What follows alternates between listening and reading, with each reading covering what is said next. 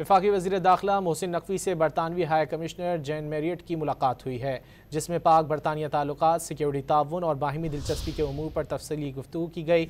वज़ीर दाखिला ने शहजाद अकबर और आदिल राजा की हवालगी के कागजात बरतानवी हाई कमिश्नर के हवाले कर दिए। वज़ीर जानते हैं डॉन न्यूज़ के नुमाइंदे शकील करार से। शकील, क्या तफसीलात सामने आ सकती हैं इस मुलाकात की?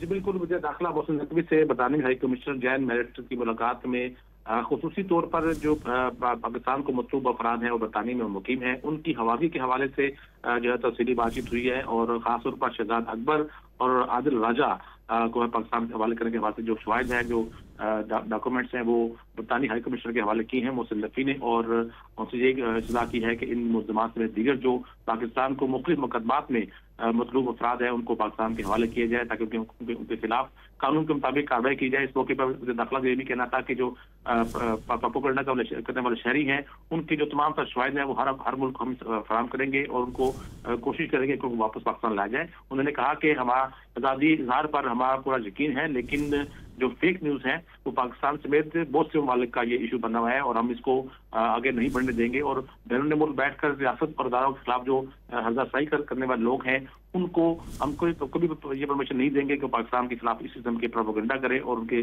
खिलाफ जो चीज़ें हैं वो हम मंत्री आम पर लाएंगे और पाकिस्तान मुंतकिल करके कानून के मुताबिक कार्रवाई को आगे बढ़ाएंगे। जी शकील, बहुत शुक्रिया इन तफसीलात के लिए।